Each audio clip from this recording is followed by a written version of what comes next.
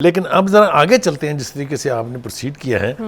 سب سے پہلے آ جاتے ہیں جی خاقان عباسی صاحب کے اوپر. اس پر تو مجھے بہت بولنا ہے, دل تو میرا چاہتا ہے کہ میں کافی سارا آئینہ دکھانے کی کوشش کروں عباسی صاحب کو. مسئلہ کیا چل رہا ہے, مطلب کیا ایک گرج ہے کہ ایک دم سے جو ہے وہ آپ اس طرح خلاف بولنا شروع کر دیں؟ دیکھیے پہلے ہم یہ ریکال کر لیتے ہیں کہ اس کے اوپر پارٹی کے ان کے اوپر احسانات کیا ہیں. آپ کو اگر یاد ہو جب نااہلی ہوئی تھی وزیر اعظم صاحب کی تو نیچرل چوائس یہ تھی کہ شہباز شریف صاحب اس وقت پرائم منسٹر بنا دیے جاتے ہیں. صحیح ہے. لیکن انہوں نے اپنے بھائی پر ان کو فوقیت دی اور خاقان عباسی صاحب جو کبھی سوچ نہیں سکتے تھے کہ وہ ملک کے وزیر اعظم بنیں گے, ان کو ملک کا وزیر اعظم بنایا. یاد ہے نا آپ کو؟ صحیح. ٹھیک ہے. اس کے بعد آپ نے اگلا الیکشن جو ہے 2018 کا, اس میں آپ اپنے حلقے سے اپنی نشست ہار گئے.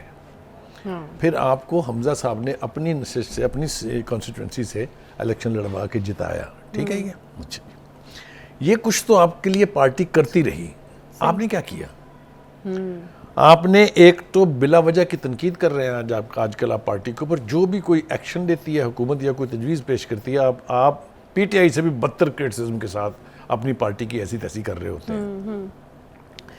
آپ یہ بتائیے, جب آپ پارٹی کے سینئر نائب صدر تھے, نواز شریف صاحب باہر تھے, حمزہ, شہباز شریف صاحب, مریم نواز, رانا ثناء اللہ, یہ سارے جیل میں تھے, اور آپ کو یاد ہے ضمنی الیکشن ہوا تھا یہاں. کیا پرفارمنس تھی جی آپ کی ایز سینئر نائب صدر؟ حالانکہ بہت اچھا موقع تھا. کتنے جلسے آپ نے کیے تھے جناب اس وقت؟ مجھے لگتا ہے کہ بہت اچھا موقع تھا. اگر اپنی امپورٹنس بڑھانی ہوتی یا اپنی اہمیت کو واضح کرنا ہوتا تو وہ ایک گولڈن. اب آپ یہ کر رہے ہیں کہ مفتاح کو اپنے ساتھ ملا کے آپ اپنی پارٹی کے اوپر بیجا تنقید کر رہے ہیں. جو بجا تنقید ہے اس کے اوپر کوئی آدمی انگلی نہیں اٹھا سکتا. آپ صرف امبیرس کر رہے ہیں گورنمنٹ کو. بجٹ کے بارے میں آپ ذرا ان کے ریمارکس دیکھیے کہ ادھار لے کے پیسے تو کوئی بھی بجٹ بنا سکتا ہے. یعنی آپ ایکسپیکٹ کر سکتے ہیں کہ یہ پارٹی کا ایک ذمہ دار عہدیدار شخص جو ہے, جو اس پارٹی کی طرف سے وزیر اعظم بھی رہ چکے ہیں, یہ اس کے ریمارکس آپ ہو سکتے ہیں. دوسری بات یہ کہ پارٹی نے کب تک برداشت کرنا ہے, حکومتی پرفارمنس کے حوالے سے وہ سرکیسٹیکلی کہہ رہے ہیں کہ پترو تو انہوں پتہ لگے گا جب الیکشن ہوگا.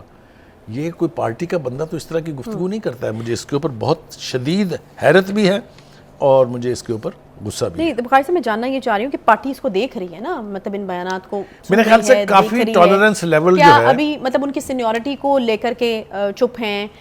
دیکھیے نواز شریف صاحب جو ہیں ان کے بارے میں ایک بات مشہور ہے کہ وہ کافی یعنی رواداری سے کام لیتے ہیں, دھیمے مزاج کے ہیں, فوری طور پہ ریئیکٹ نہیں کرتے ہیں. لیکن میرا خیال یہ ہے کہ یہ اب حد ہو گئی ہے. اچھا, اس کو کہیں نہ کہیں بہرحال رکنا ہے. نہیں تو آپ کو کیا لگتا ہے بخاری صاحب کہ شاید خاقان عباسی صاحب کا کیا کوئی الگ پارٹی بنانا چاہ رہے ہیں, کوئی فارورڈ بلاک بنانا چاہ رہے ہیں؟ جی ان سے یہ سوال 2-3 مرتبہ پوچھا گیا ہے. اچھا, انہوں نے اس کی تو تردید کی ہے کہ نہیں میں پارٹی چھوڑ کے کہیں نہیں جا رہا ہوں, میری پارٹی تو صرف نون لیگ ہے.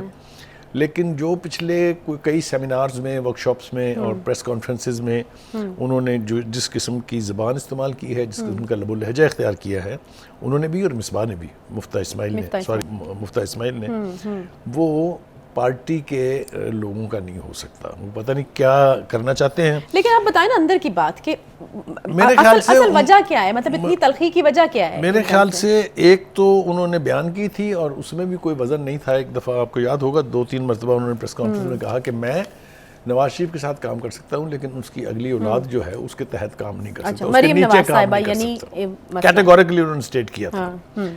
حالانکہ اس وقت بھی صورتحال یہ تھی کہ وہ بھی نائب صدر تھی اور آپ حضرت بھی نائب صدر. اور ہمیں یہ بھی یاد ہے کہ مریم صاحبہ کی جانب سے اس کو کافی مینڈ کرنے کی کوشش کی گئی تھی اس ریلیشن شپ کو. آپ کو یاد ہوگا وہ چل کے گئی تھی ان کے پاس اچھی طرح سے, ہمیں اچھی طرح. میں وہی کہہ رہا ہوں کہ پارٹی کے پاس تو جو کچھ ممکن تھا وہ انہوں نے کیا, لیکن پارٹی کے اس سارے رد عمل کے جواب میں جو ان کا رویہ ہے یہ قابل اعتراض ہے. پارٹی والوں کو تو پتہ نہیں کب اعتراض ہوگا, ہمیں دیکھنے والوں کو اعتراض ہے اس کے اوپر. مجھے تو بہرحال ہے کیونکہ from a person like Khaqan Abbasi I don't expect, کیونکہ ان کے والد بڑی روایت کے رواداری کے آدمی تھے, ان کو بھی وہ روایت قائم رکھنی چاہیے. تو انہوں نے یہ بھی کہا ہے کہ استحکام پاکستان پارٹی جو ہے اسے ملکی سیاست پر کوئی فرق نہیں پڑے گا, پڑا تو منفی ہی پڑے گا.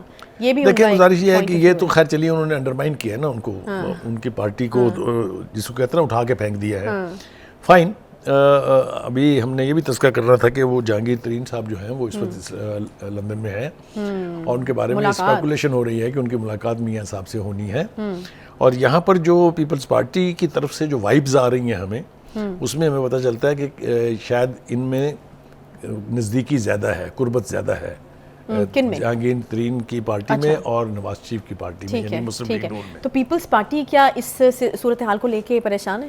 ہاں میرے خیال سے ہیں، انہوں نے خاص طور سے کوٹ کیا ہے جو عطا تارڑ صاحب کا بیان تھا کہ یہ جو استحکام پاکستان پارٹی ہے اس کے ساتھ ہماری سیٹ ایڈجسٹمنٹ ہو سکتی ہے، یاد ہے آپ کو؟ تو اس پر پیپلز پارٹی کافی نالا ہے۔ اچھا ٹھیک ہے جی، یہ ہو گیا جناب۔ اب آ جاتے ہیں جناب رانا ثناء اللہ صاحب بولے ہیں آج کافی یعنی دماغ انداز میں، انہوں نے جو باتیں کی ہیں ان کا جناب خان صاحب، آپ نے جب سے آپ اقتدار سے نکلے ہیں، جب سے وزیر آباد کا واقعہ ہوا، آپ نے کہا مجھے قتل کرانے کی سازش ہو رہی ہے۔ آپ اس وقت تک کوئی 20-21 لوگوں پر تو الزام لگا چکے ہیں۔ کبھی آپ نے کہا کہ مجھے زرداری صاحب نے مروانے کے لیے کالدم پارٹی کو پیسے دے دیے، یاد ہے نا آپ کو؟ ذرا سنتی جائیے آپ۔ پھر آپ نے کہا کہ 3 لوگ جو ہیں وہ مجھے مروانا چاہتے ہیں، اس میں اس میں شہباز شریف کا نام تھا، اس میں رانا ثناء اللہ کا تھا، اس میں جنرل فیصل نصیر کا تھا۔ اس کے بعد آپ نے کہا کہ نہیں جناب یہ محسن نقوی جو ہے نا یہ بھی مجھے مروانا چاہتا ہے، یہاں تک بھی آپ آ گئے۔ اس سے پہلے آپ نے فوج کے سابقہ سربراہ جو تھے جنرل باجوہ، اس کے اوپر الزام لگایا کہ وہ غدار ہے، وہ میر جعفر ہے، وہ میر صادق ہے۔ ان تمام تر کا ایک رتی بھر ثبوت آپ کے پاس نہیں ہے۔ میں یہ پوچھنا چاہتا ہوں کہ ہماری عدلیہ جس کی شان میں فرق آ جاتا ہے، کوئی بھی بندہ کوئی ایک بات بھی کہہ دے اگر کسی دوسری پارٹی کا، خاص طور سے مسلم لیگ نون کا، اور اس کے اوپر عزت حتک بھی، توہین عدالت بھی، پتہ نہیں کیا کیا لگ جاتا ہے، یہ بے وقوف بناتا رہا ایک شخص جو ہے پچھلے 14 مہینے سے، اور خاص طور سے پچھلے 6 مہینے سے۔ ٹانگ کا پلسٹر جو ہے مجھے بتائیں کہاں گیا جب رینجر والوں نے پکڑا تھا؟ دڑک لگتی دیکھی تھی آپ نے خان صاحب کی؟ ایک آدمی 6 مہینے سے نہیں 14 مہینے سے پورے ملک کی اعلیٰ عدلیہ کو بے وقوف بنائے ہوئے ہے، کوئی ایکشن؟ کیوں جی؟ آسمان سے اترے ہیں وہ؟ تو یہ شدید طور پر، اس کا مطلب ہے آج شدید طور پر یہ قابل اعتراض بات ہے، اور اس کے اوپر ہماری عدلیہ کو تھوڑی آنکھیں کھولنی چاہیے۔ یہ بند کروائیں گے ریٹرک، پورے ملک میں نہیں پوری دنیا میں یہ ترانہ گا گا کہ وہ پاکستان کی مسلح افواج کو، پاکستان کی سول لیڈرشپ کو، پاکستان کی عدلیہ سب کو بدنام کر رہے ہیں۔ تو لیکن جب بھی ان سے پوچھیں جے آئی ٹی بنی، ان کا لائے جی خان صاحب کیا ثبوت ہے آپ کے پاس کہ آپ کو قتل کرنا چاہتے ہیں؟ انہوں نے کہا میں آپ سے تو بات ہی نہیں کروں گا میں۔ یہ کیا تماشا ہے بھائی، اس کو ختم ہونا چاہیے۔ اب سورسز تھے وہ بھی کہتے ہیں کہ سنی سنائی باتیں جو ہیں، جی ہاں، انہوں نے مانا ہے کہ انہوں نے سنی سنائی باتوں پر الزام۔ اب جناب مولانا فضل الرحمان صاحب، انہوں نے ویسے کافی جو ہے انہوں نے جو بات کی ہے سر، میں ان کی دیکھیں، میں ان کی کوئی بات بھی اٹھا کے پھینکتا نہیں ہوں۔ اچھا، وہ بولتے ضرور ہیں اور بڑے دبنگ انداز سے بولتے ہیں۔ انہوں نے کہا ہے کہ پاکستان میں تیسری سیاسی قوت جو تخلیق کی گئی مغربی دنیا کی طرف سے عمران خان صاحب کی صورت میں، اس کا واحد ہدف جو ہے وہ سی پیک تھا۔ I have reasons to believe کہ ٹھیک کہہ رہے ہیں، اس لیے کہ 4 سالہ دور اقتدار میں ان کے ایک اینٹ نہیں رکھی گئی، اس کی آپ بھی گواہ ہیں، میں بھی گواہ ہوں۔ تو کہنے کا مطلب یہ ہے کہ یہ سارا نیگیٹو رول بھی ہے ان کا، پھر یہ الزام تراشیاں مفت کی ہیں ان کو، لیکن ان کو کوئی پوچھنے والا نہیں ہے۔ میری بات یہ سمجھ میں اب تک نہیں آئی، آپ کیا آتی ہیں؟ نہیں۔ تو یہ ہے صورتحال جناب۔ تو پھر اس کی وجہ تو وہی ہو سکتی ہے نا جو آپ بیان کیا کرتے ہیں کہ لاڈلا پن۔ چلیے وہ لاڈلا پن اب کہیں ختم بھی تو ہو نا، مطلب انڈیفینیٹلی تو نہیں چل سکتا۔ دیکھیے لاڈلے پن کے لیے بھی کوئی جواز ہونا چاہیے، کوئی سالڈ ریزن ہونی چاہیے۔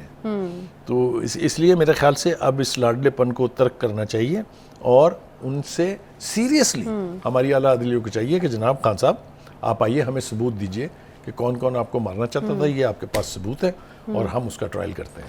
اچھا، یہ بخاری صاحب، یہ جو وزیر اعظم نے منع کیا ہے، یہاں پر کوئی ڈسٹربنس چل رہی تھی یہ خیبر پختونخوا کی نون لیگی قیادت کو حکومتی اتحاد کے خلاف بیان بازی سے روکا ہے؟ دیکھیے جو پی ڈی ایم ہے وہ 13 جماعتوں کا ایک طرح کا اتحاد ہے، اور اس میں یہ سینسٹیوٹیز ہمیشہ رہتی ہیں۔ میں آپ کو 2-3-4 جلدی مثالیں دے دیتا ہوں۔ ایک تو آپ دیکھیے، وہ ہم سن رہے ہیں آج کل وہ چیئرمین پی سی بی کے حوالے سے بھی پیپلز پارٹی نون لیگ میں ٹھنی ہوئی ہے، حالانکہ حکومت میں اتحادی ہیں۔